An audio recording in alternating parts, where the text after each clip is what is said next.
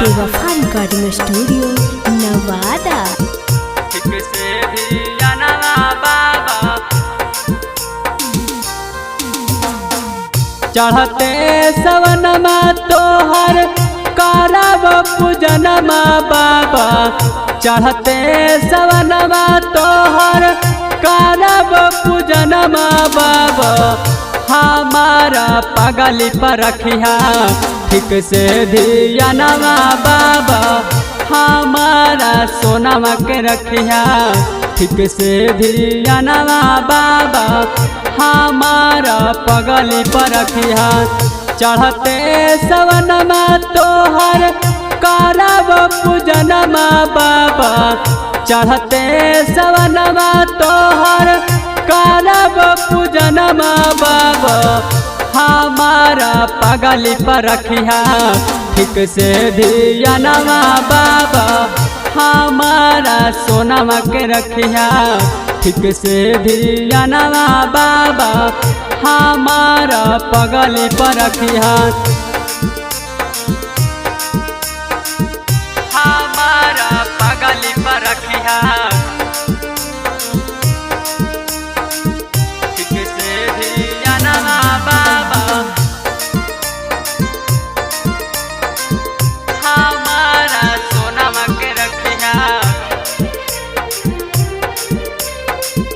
ठीक से धियानवा बाबा हमारा पगल के बाबा हो नहीं कुछ हो जे देव कहो तो दिहा हमारे के दुख हो हे बाबा हमारा पगल के बाबा हो नहीं कुछ हो जे देव कहो तो दिहा हमारे के दुख हो सोलह समारी आइब तोहर भवनमा बाबा सोलह समारी आइब तोहर भवनमा बाबा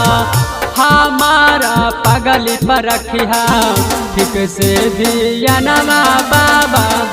हमारा सोनमा के रखिया ठीक से धियानवा बाबा